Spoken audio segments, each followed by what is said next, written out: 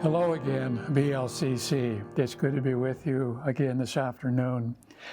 Last time we were together, we were looking at Psalm 23, and I brought you the first half of Psalm 23, where we talked about the Lord being my shepherd.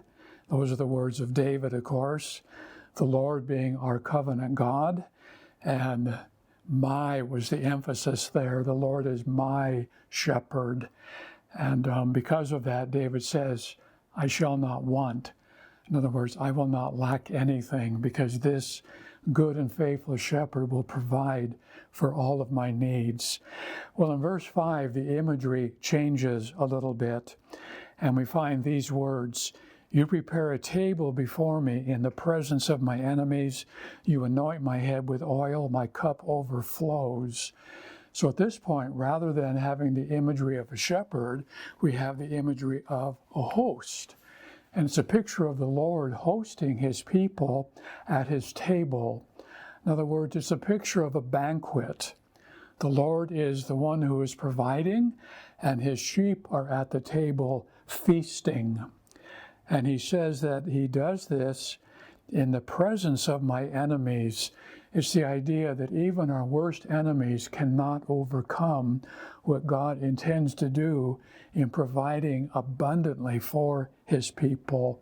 No enemy can thwart his purposes.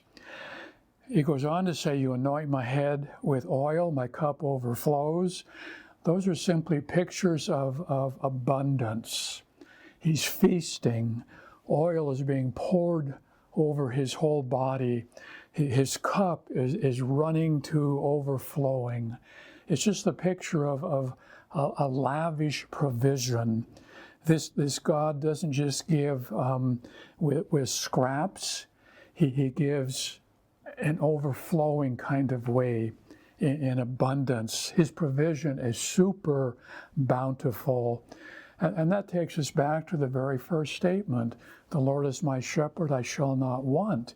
He doesn't just provide, he provides in an overflowing kind of way where we will never lack anything whatsoever. And then in verse 6, the psalm is brought to a conclusion where David says, in spite of his propensity to wander, and we all have that, of course, prone to wander, Lord, I feel it, prone to leave the God I love. Well, in spite of David's propensity to wander, he's confident that this provision, this abundant provision, will continue with him throughout the entirety of his earthly life. It will not stop. It's like a spring that just keeps on gushing forth with water. And you might ask the question, well, why does he have such confidence? And it's answered here in verse 6.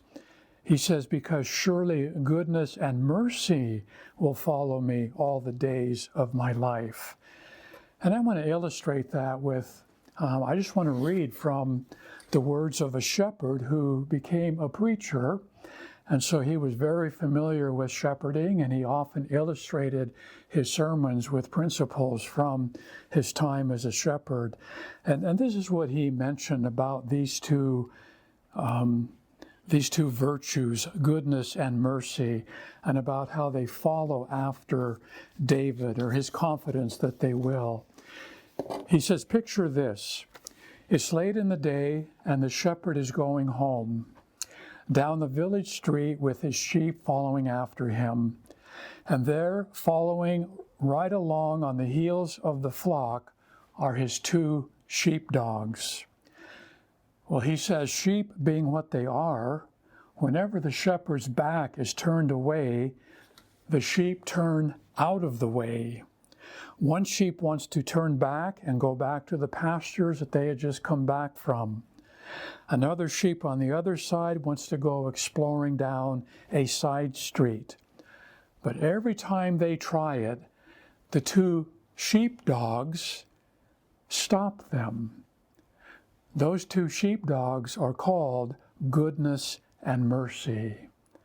And they follow along after this flock, and wherever a sheep wanders away from the fold, either goodness or mercy will follow after them and apprehend them and bring them back into the safekeeping of the flock. They are very effective at doing their job. And that's the picture here. David says, I have confidence that this provision will continue, even though I know my own heart, even though I have the propensity to wander. I know that this will continue because God has provided these two dogs, as it were, mercy and goodness, to follow after me, to hound me, and to not let me get far away.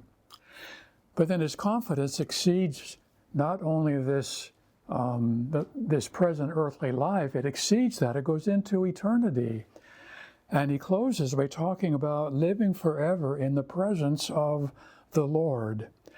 I shall dwell in the house of the Lord forever. I'm sure you've heard of the saying, a person is so heavenly minded that they are no earthly good. I don't think that is our problem. I don't think we are heavenly minded enough. And David here is conscious of being heavenly minded. I will dwell in the house of the Lord forever. And so I would encourage you, as we bring this psalm to a close, that you want to be a person who sets your mind on things above. Where your treasure is, that is where your heart will be also. Where is your treasure? Where is your real treasure? We need to have treasure in heaven, and that's where our hearts will be. We need to be aiming at heaven, not aiming at things below here on the earth. C.S. Lewis put it like this: aim at heaven and you will get earth thrown in. Aim at earth and you will get neither one. And so I encourage you, pursue spiritual and heavenly mindedness, because this shepherd will always be there for you.